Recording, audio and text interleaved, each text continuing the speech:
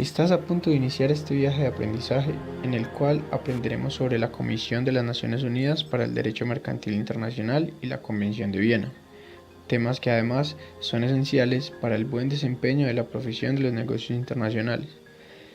Entender y dominar los temas de los que hablaremos a continuación será fundamental para comprender el mundo jurídico y legislativo en el que opera la comercialización de bienes y servicios en el mundo. Pon atención.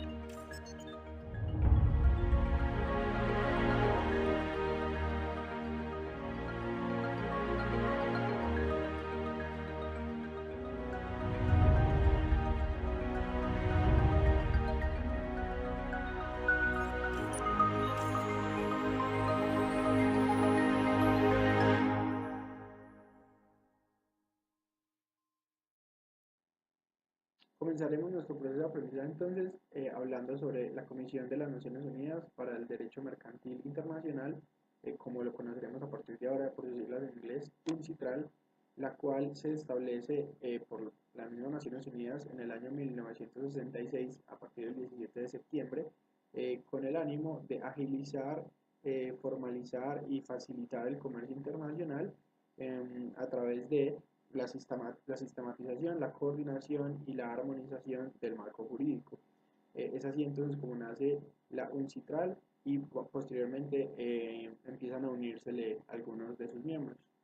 Inicialmente empezó en 1966 con 29 miembros, pasando el tiempo subió a 34 para 1973 y para el 2002 ya llegó a 60 miembros, de los cuales constan 14 en Latinoamérica, 14 en Asia, 14 en África, 8 en Europa Oriental y en Europa Occidental se generan otros 10 y también países aliados que han tenido estos, con el fin de coordinar el desarrollo del derecho mercantil, también fomentar muchas más leyes que tengan que ver con que todo se pueda armonizar. Notaremos entonces que su principal objetivo es modernizar los progresos del derecho en el ámbito jurídico internacional. Esto con el fin de disminuir la ralentización del derecho y además de ello, gracias a la utilización, ejecución eh, y creación de normas legislativas o no legislativas, fortalecer y unificar las operaciones comerciales entre los diferentes entes mercantiles a nivel internacional. Además, una labor directa de la Comisión de las Naciones Unidas para el Derecho Mercantil Internacional, denominada como la NUCMI, en la preparación del fenómeno de instrumentos de la coordinación internacional, podemos mencionar una función no tan directa, pero no más o menos, pues como no más o menos importante. Pues no es como muy directamente, pero sí la tenemos que tomar como importante, que consiste en coordinar la labor de las organizaciones que se ocupan activamente de los temas del derecho mercantil internacional, tanto dentro como fuera del sistema de las Naciones Unidas, tratando de fomentar la cooperación entre ellas para alcanzar una uniformidad y la coherencia y la modernización y armonización del derecho mercantil internacional. Con el fin de lograr su objetivo, entonces, la UNCITRAL se compone de agentes diversos que le ayuden a constantemente eh, batir y crear estas normas que puedan ayudar a combatir los retos actuales en materia del comercio y el derecho internacional privado. Entonces, la UNCITRAL se compone de tres niveles principalmente, que el primero es la comisión, que es básicamente la UNCITRAL. Los segundos son los agentes intergubernamentales, donde podemos encontrar todos los países ya mencionados anteriormente. Y por último podemos encontrar la secretaria.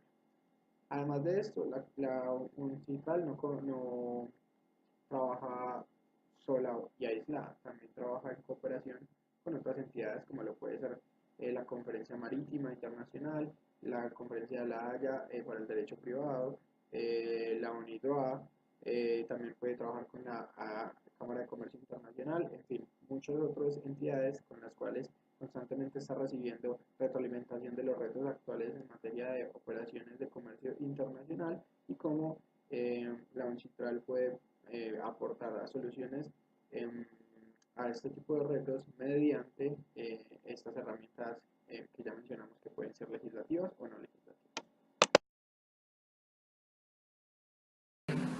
Comenzaré diciendo que la Convención de Viena fue suscrita en Viena, Austria, el 23 de mayo de 1969 y entró en vigencia el 27 de enero de 1980. La finalidad de esta convención es prever un régimen moderno, uniforme y equitativo para los contratos de compraventa internacional.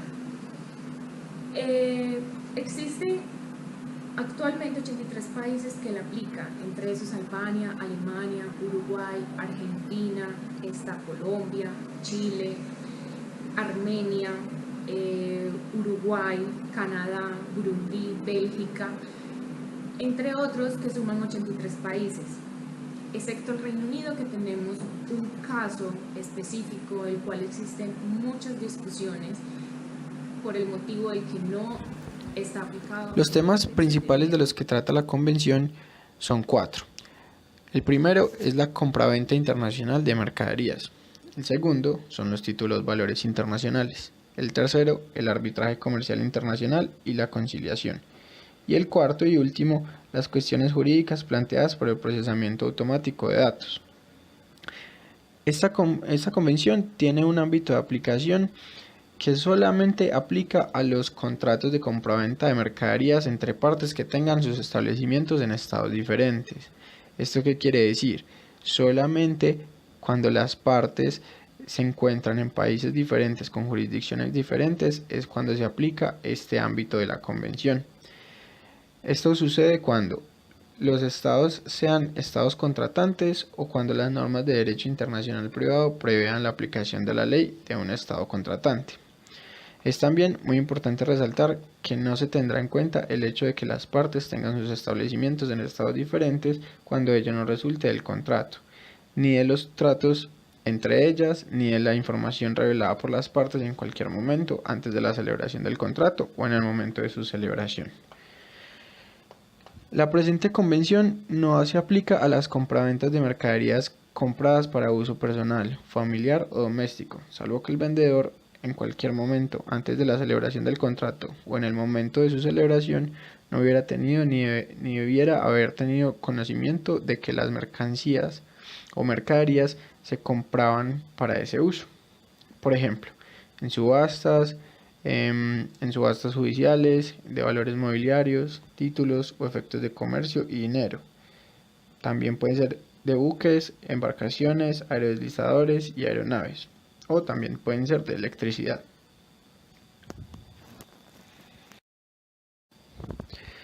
Pero entonces, para poder entender todo esto, primero tenemos que entender qué considera la convención como una compraventa. Y la convención establece que las compraventas son todos los contratos de suministro de mercaderías que hayan de ser manufacturadas o producidas a menos de que la parte que las encargue asuma la obligación de proporcionar una parte sustancial de los materiales necesarios para esa manufactura o producción. También es muy importante resaltar que la convención solamente regula única y exclusivamente la formación del contrato de compraventa y los derechos y obligaciones del vendedor. La discusión respecto de la ratificación de la Convención de Viena de 1980 sobre compraventa internacional de mercadería por parte del Reino Unido ha estado vigente desde que la convención fue adoptada el 11 de abril de 1980. La relevancia de la ratificación de la convención por parte del Reino Unido se encuentra en la explicación del papel que el Reino Unido cumple o juega en el comercio internacional, siendo una de las mayores economías del mundo. Resulta bastante contradictorio de que el Reino Unido no haya adoptado la convención, teniendo en cuenta que tomó parte en la redacción, en la discusión. Yo les voy a resolver los objetivos de la Convención de Viena. Es codificar el derecho internacional consuetudinario, desarrollarlo y progresivamente manejarlo. En solo participan los estados que lo escriben. La Convención de Viena también tiene una finalidad, que es proveer un régimen moderno, un régimen uniforme y equitativo para los contratos de compraventa internacional de mercancías, por lo que contribuye notablemente a dar seguridad. Colombia adhirió a la convención en el año 2002. Su existencia rara vez es considerada por el empresario interesado a entablar relaciones comerciales con establecimientos ubicados en otros países para la compra o venta de mercancías. La convención ha sido considerada un referente obligado de la contratación internacional, no solo para regular el negocio comercial, sino por la excelencia de la compraventa. Además, porque de ella hacen parte más de 83 países que concentran gran parte del comercio global. Todos los países que han firmado este acuerdo no lo han puesto en práctica. Los estados partes en la presente convención, considerando la función fundamental de los tratados como fuentes del derecho internacional y como medio de desarrollar la cooperación pacífica y planeaciones, sean cuales fueran sus regímenes. La principal apelación que hace el Reino Unido ante la Convención de Viena es la mezcla del derecho anglosajón con el sistema jurídico romano-germánico.